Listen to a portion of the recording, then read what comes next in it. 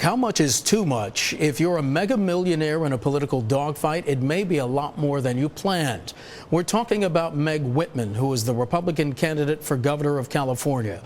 As we enter the last week of the race, we're wondering just how much she's willing to spend to fill the shoes of the incumbent Arnold Schwarzenegger.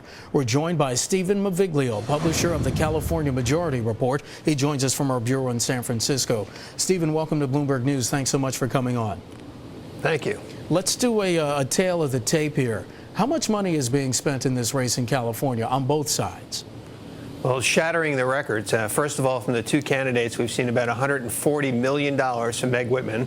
That blows away any national record for a gubernatorial election. Is that all her money? And on the other, it's almost all her money, about 85% of it.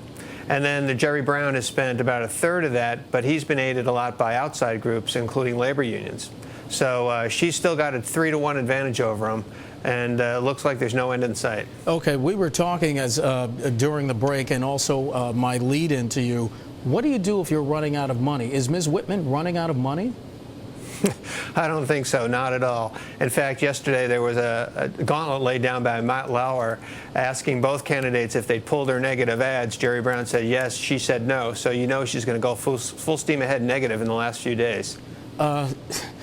We're obviously from a position here in the East Coast, and I guess our viewers around the world from the outside looking in.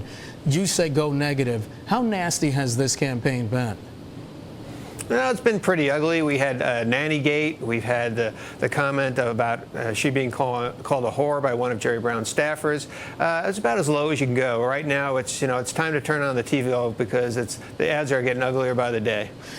Talk to us about campaigns of this sort, because I know that there was a time earlier in one of your Senate races, I believe the candidate Mr. Huffington, he was the former husband of Arianna Huffington. He was shattering records at that time as well in his bid to become senator from the state of California. Is this the norm in California for people to be spending this much of their own money to try to win office? Certainly, the only way to do it these days is to have that kind of money, because it's so expensive to advertise mostly on television, because we are the 8th largest economy in the world. We're like a small country, and these media markets cost a lot of money. I think Gray Davis is probably going to be the last non-millionaire governor that the state has ever seen. Talk to us then about what the sense you're getting is from people you talk to about these enormous amounts of money being spent to win office, and a lot of that money, truth be told, going to negative ads on both sides. Yeah, and there's a point where it becomes a little bit of a backlash. Certainly it has happened with Meg Whitman, because literally every time you turn on your TV over the course of an hour or two, you see 3 or 4 of her ads. And a lot of people just said, and we've seen it in polling, that they're just sick of it. So it's had a little bit of a backlash. And for Jerry Brown, he's had trouble breaking through that clutter. And we also have a highly contentious U.S. Senate race, so there's tons of money being spent on that. And we also have 10 initiatives on the ballot. So when you turn on your television at night, it's almost wall to wall, and it's pretty annoying for a lot of people. Do people get a sense, at least from what they're telling you, that there ought to be a limit on campaign spending during the campaign season? It's a good thought. I don't think it's possible because of our Supreme Court ruling, especially now. And a lot of money. Citizens United case, right? Citizens United. Yeah. We're seeing more money rather than less. So, I think that's good thinking, but I don't think it'll ever happen. And I think there's a lot of people in the economy out here that Meg Whitman is single-handedly supporting that are glad there is no limit.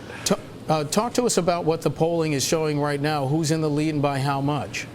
Well, there's been various polls every day. It looks like Jerry Brown is up from anywhere from 3 to 9 points, depending on which poll you see. And our Senate race is a lot closer than that between Barbara Boxer and Carly Fiorina. And we should mention that we are hearing that Ms. Fiorina, her campaign aides say that she is going to resume her campaigning. She had been hospitalized, Ms. Fiorina, a cancer survivor, and there was some news that perhaps she was having some sort of allergic reaction to medication. What more could you tell us about that?